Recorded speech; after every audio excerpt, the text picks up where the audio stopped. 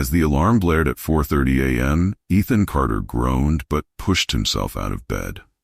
Mornings were sacred to him, a necessity for prepping his real estate business before the New Mexico sun turned the desert into an oven. Ethan poured coffee into a travel mug, his thoughts wandering to his late grandfather who once owned a ranch nearby. Those summers had been etched into his soul, filled with lessons about horses and the wilderness. Sliding into his truck, Ethan adjusted the mirrors and began his drive along the empty stretch of State Route 19. The desert, bathed in the faint pre-dawn glow, felt both eerie and serene. His thoughts broke when his headlights caught something small and trembling in the middle of the road. He slowed, his heart pounding. A foal. The tiny horse stood frozen, its eyes wide with terror. Ethan's years of experience told him this was no ordinary sight. The foal was barely a few days old, its umbilical cord still visible, and its coat gleamed a soft bay with a white star that seemed to shimmer under the headlights. Carefully stepping out of his truck, Ethan kept a safe distance, speaking softly, "Hey there, little one. It's okay." The foal remained still, its sides heaving with exhaustion. As Ethan scanned the area, he noticed broken brush and paw prints in the sand. Coyotes. A chill ran down his spine. Blood-spattered rocks nearby told a harrowing tale of a struggle. Ethan reached for his phone and dialed the local sheriff's department, explaining the situation while keeping an eye on the foal. "It's too weak to move. There's evidence of a coyote attack, and I think there's a mare out there somewhere." A faint whinny pierced the quiet morning. The foal's ears twitched, and it stumbled toward the sound. Ethan's chest tightened.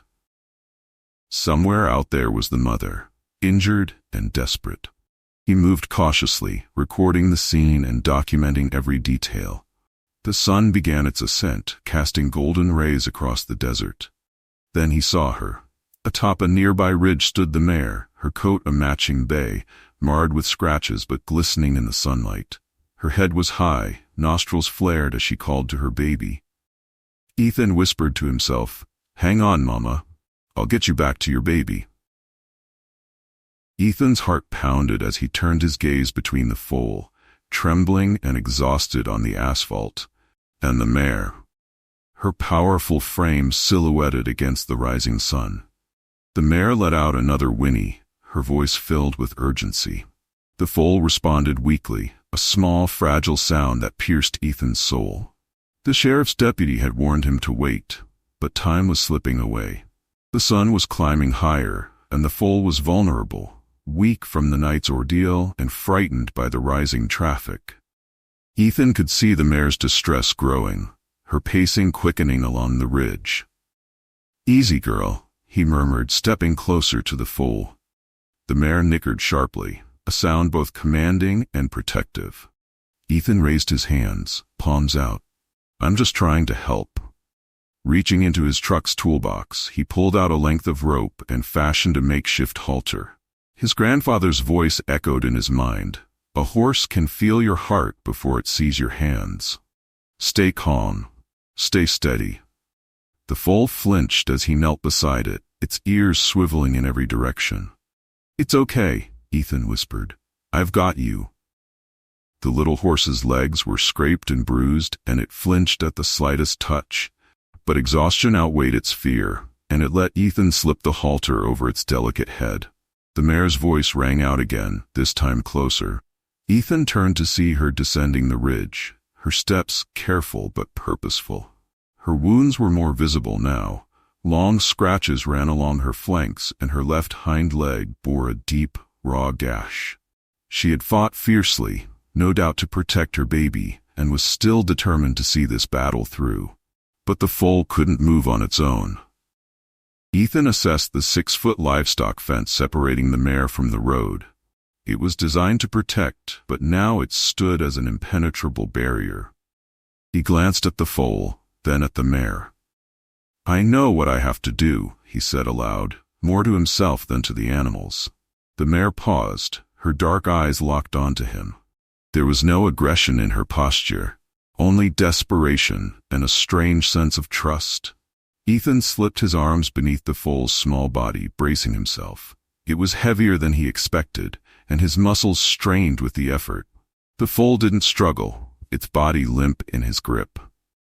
The mare edged closer, her breath snorting through her nostrils as Ethan approached the fence. He stopped at the barrier, his arms trembling. "Hold on, Mama," he whispered. With a burst of strength, he heaved the foal upward. The mare whinnied, pacing anxiously as Ethan carefully maneuvered the little horse over the top rail. Sweat poured down his face as he shifted his weight, ensuring the foal's safety. The foal tumbled onto the other side, landing on wobbly legs but upright. The mare moved instantly, her nose touching her baby's body, checking every inch as the foal leaned against her for comfort. Ethan staggered backward, his back screaming in protest, but he couldn't take his eyes off the reunion. The mare nickered softly, her voice low and filled with reassurance. The foal let out a tiny whimper, nestling into her side. A truck pulled up behind Ethan, and Officer Grace Martinez stepped out, her boots crunching against the gravel. "Carter, did you just lift a foal over a 6-foot fence?" Ethan shrugged, his voice hoarse. "Seemed like the only option." Officer Martinez let out a low whistle, shaking her head as she approached the fence. "Well, you saved them both. That mare would have torn herself apart trying to reach her baby." The mare glanced up briefly, her dark eyes meeting Ethan's. There was a quiet understanding in her gaze, a gratitude that transcended words. Ethan smiled faintly, stepping back toward his truck. "Take care of each other," he murmured. As he drove away, he glanced in the rearview mirror one last time. The mare and foal stood together, bathed in the golden light of the morning sun, their silhouettes a symbol of resilience and love. The mare and foal stood side by side, a picture of fragile strength against the rugged desert backdrop. Ethan lingered by his truck, reluctant to leave until he was sure they were safe. The foal, though now reunited with its mother, was far from out of danger. It wobbled on unsteady legs, leaning heavily into the mare for support. Officer Martinez joined him at the fence, her gaze fixed on the pair. "The owner's been notified," she said, glancing at her phone. "They're about 30 minutes out. Shadow Creek Stables, right? That's where they belong." Ethan nodded, remembering the sprawling property not far from here. He had sold land near the stables years ago, and the owner, Sarah Callahan, was known for her devotion to her horses. The mare let out a low nicker, drawing Ethan's attention. Her head turned toward the horizon, ears pricked forward, as though she sensed something Ethan couldn't see. He stepped closer to the fence, his voice soft. "Easy, girl. They're coming for you." The foal tried to nurse but struggled to find balance.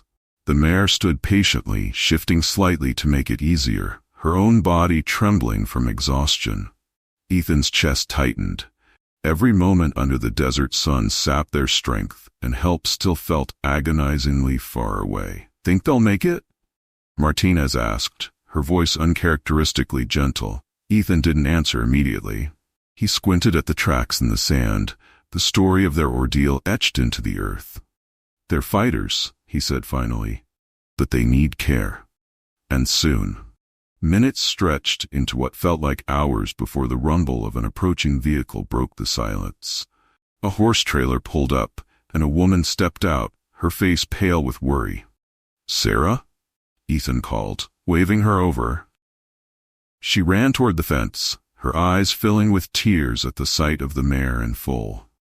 "Alice," she breathed, her voice breaking. "Oh, thank God." Ethan opened the gate, helping Sarah approach her horses.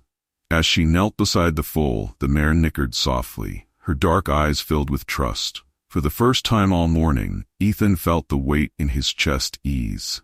Sarah knelt in the dirt, her hands trembling as she ran them over Alice's scratched flanks. The mare stood stoically, her eyes flicking between Sarah and the foal. The baby, still unsteady, nuzzled its mother's side, searching for comfort and nourishment. "They're alive," Sarah whispered, her voice a mixture of relief and disbelief. She turned to Ethan, tears shining in her eyes. "I don't know how to thank you." Ethan tipped his hat, stepping back to give her space. "Thank your mare," he said simply. "She's the one who fought to keep that little one alive." Sarah nodded, brushing dirt from the foal's tiny coat.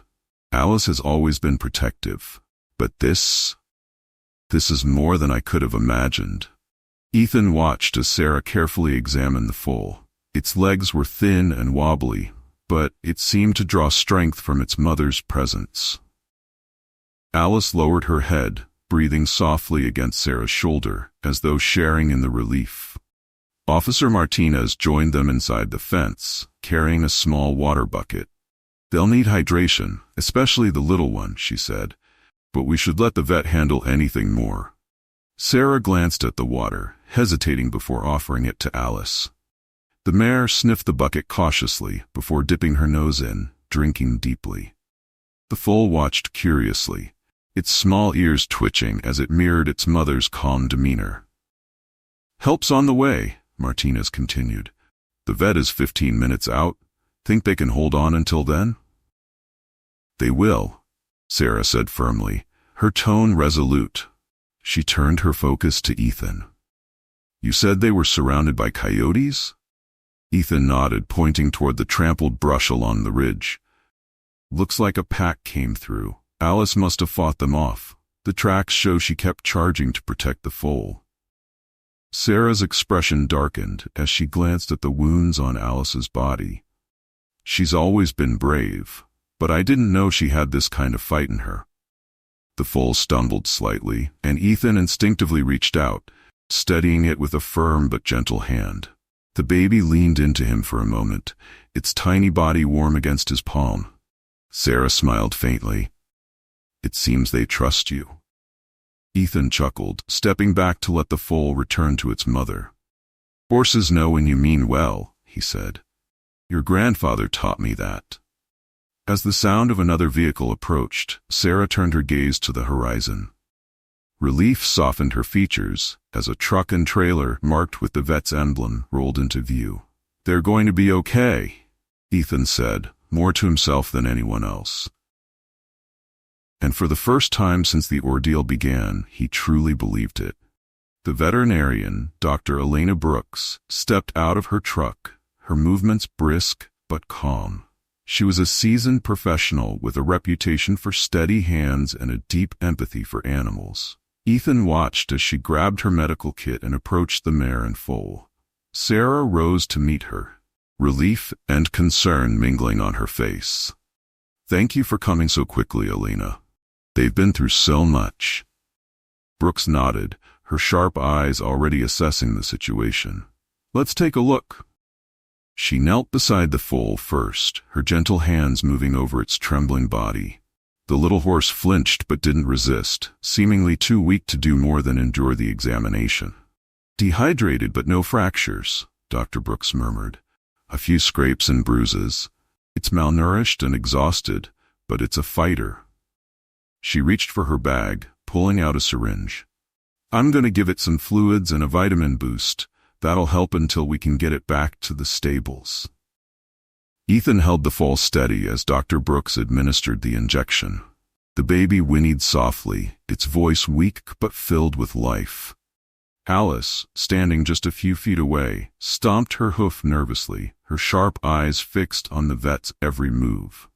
"Easy, girl," Sarah said soothingly, stroking the mare's neck. Alice seemed to settle, her ears twitching, but her stance relaxed. Dr. Brooks moved to examine Alice next. She carefully inspected the scratches and gashes along the mare's flanks and legs, her brow furrowing. "She fought hard. These wounds are superficial, but could become infected if not treated." As Dr. Brooks cleaned the injuries, Alice stood remarkably still, her large, expressive eyes filled with both fatigue and trust. Ethan couldn't help but admire the mare's resilience. "She's incredible," he said, his voice low. "To take on a pack of coyotes and still stand like this." Dr. Brooks smiled faintly. "Horses have a strength that goes beyond their size. She wasn't fighting for herself, she was fighting for her baby." Once the immediate care was complete, Dr. Brooks stepped back, packing up her supplies. "They'll both recover," she said, addressing Sarah and Ethan. "But they need rest, proper nutrition, and time to heal." Sarah exhaled deeply, the tension finally leaving her shoulders. "Thank you, Elena. I'll make sure they get everything they need." Ethan glanced at the trailer behind Dr. Brooks's truck. "Do you think they're ready to travel?" "They'll manage," Dr. Brooks replied. "Alice is strong, and the foal will draw strength from her. Let's get them home." As they carefully guided Alice and her foal into the trailer, Ethan couldn't shake the sense of awe he felt for these animals. The bond between them, forged in the chaos of the desert, was something rare and profound. As the trailer doors closed, Ethan turned to Sarah. "If you need any help with them, you know where to find me." Sarah smiled, her gratitude evident. "I owe you more than I can say. You've already done so much." Ethan tipped his hat. "They're worth it."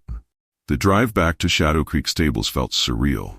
Ethan followed closely behind the veterinarian's truck, watching the horse trailer sway gently with the movements of its precious cargo.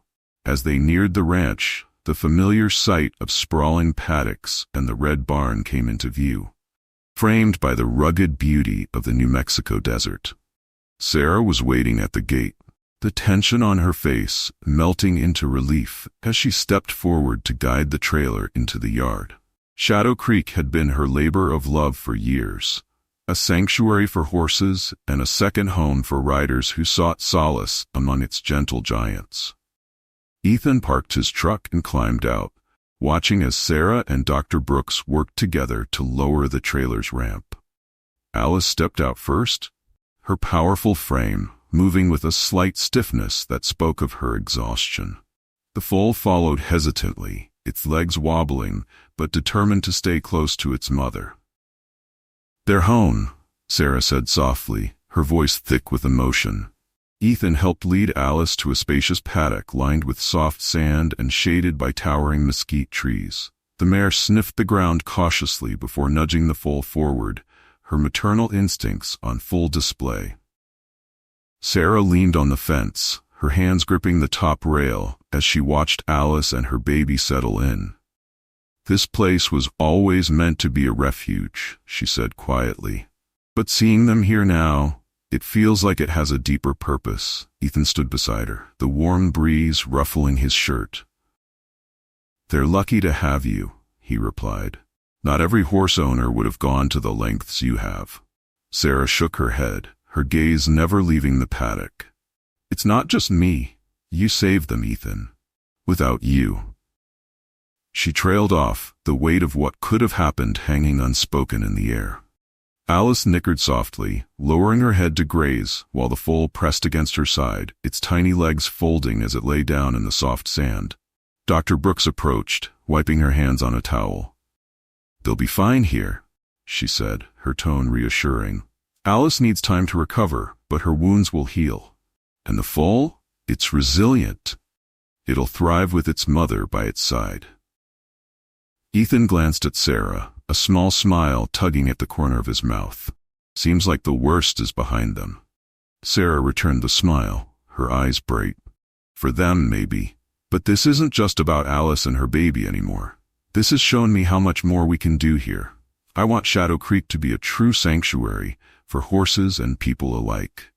Ethan nodded, sensing her determination.